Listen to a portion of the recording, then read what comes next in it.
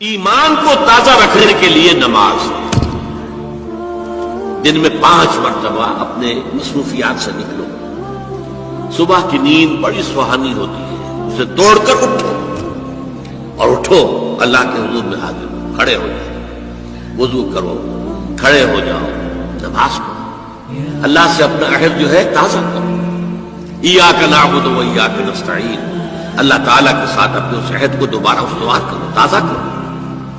بڑا پیارا شعر ہے حفیظ جالندری کا کہ سرکشی نے کر دیے دھندلے نقوش بندگی، آؤ سجدے میں گرے لوح جبیں تازہ کرے. لوح کہتے تختی کو، جیسے تختی ہوتی تھی ہم لکھتے تھے پھر تازہ کرتے تھے اس کے اوپر، پھر دوبارہ گاچنی سے اس کو دوبارہ جو ہے تاکہ اس پر لکھا جا سکے. تو یہ لوح جبیں جو ہے یہ ہماری، اسے رکھو زمین پر تاکہ اس میں بندگی کا جو نقش ہے وہ تازہ ہو جائے. اس لیے کہ ہماری سرکشی جو نفس کی سرکشی ہے، ان النفس لامارۃ بالسوء، اس نے ہماری یہ بندگی کے جو آثار ہیں، جو نقوش ہیں، انہیں کمزور کر دیا، دھندلا دیا. تو نماز ایک ستون ہے، اور یہ جان لیجئے کہ اسلامی معاشرے کے اندر اس کی تنظیم، اس کی آرگنائزیشن کے لیے یہ یوں سمجھیے رکن رکین ہے، یہ عمود ہے، یہ سب سے بڑا جو ہے بنیاد ہے. اب آپ کو معلوم ہے کہ اسلامی معاشرے میں ایک فرد ہے مسلمان، اس کی زندگی بھی اگر وہ نمازی ہے اور نماز کا حق ادا کرتا ہے، اس کی زندگی گویا کہ نماز کے گرد گھومتی ہے. اس کا سارا نظام الاوقات جو ہے نماز کے حوالے سے طے ہوگا.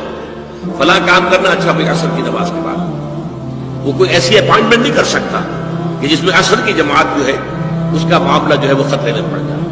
مغرب کے بعد اس کا سارا معاملہ چلے گا، اس کا روٹین جو ہے اسی کے گرد گھومے گا. یہ گویا کہ کھوٹا ہے جس کے گرد اس کے معمولات زندگی جو ہے، اس کی چکی جو ہے وہ چل رہی ہے. اسی طریقے سے معاشرہ اب 5 مرتبہ دن میں مسلمان مسجد میں جمع ہو رہا ہے، ایک امام کے پیچھے کھڑے ہیں، اور ایک دفعہ ہفتے میں جو ہے بڑی آبادی کے لوگ جو ہیں مسجد جامع میں جمع ہو گئے. یہ اسلامی معاشرے کی ایک تنظیم ہے.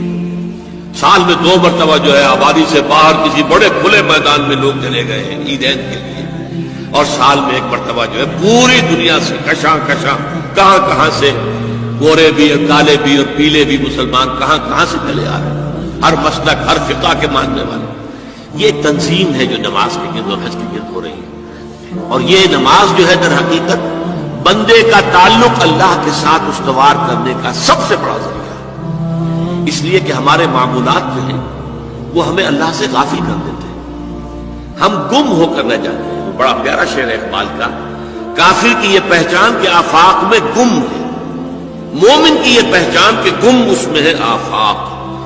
آفاق میں گم ہو جانا، میرا یہ کام ہے، یہ کام ہے، یہ کام ہے، یہ کام ہے، یہ کرنا، وہاں جانا، وہاں سے وہاں جانا، وہاں سے وہاں جانا، ایک چکر ہے، ایک روٹین ہے. انسان گم ہو گیا، کہاں خدا کا خیال، کہاں آخرت کا خیال، آئے گا ہی گم ہو گیا. اور ایک وہ ہے کہ جو گویا کہ دنیا میں رہتا ہے، بازار سے گزرا ہوں، خریدار نہیں ہوں. دنیا میں رہو اور دنیا میں گم نہ ہو جاؤ، بلکہ دنیا تمہارے اندر آ جائے، تمہارے قابو میں آ جائے، تمہارے تابع ہو جائے، تمہارے سارے معمولات تمہارے اپنے فیصلے کے، تمہاری خودی کے تابع ہو جائے. یہ کیفیت ہے در حقیقت کی جو مطلوب ہے. اسی لیے فرمایا حضرت موسیٰ علیہ السلام کی پہلی جو حاضری ہوئی تھی اور اسی میں انہیں رسالت عطا ہوئی، تو اس کی پہلی وحی سورہ طٰہٰ کے شروع کی آیات میں ہے، وَأَقِمِ الصَّلَاةَ لِذِكْرِي. دیکھو میری نماز میرے ذکر کے لیے، میری یاد کے لیے نماز کو قائم رکھو. الصلاۃ عماد الدین حضور فرما رہے ہیں، یہ دین کا ستون ہے.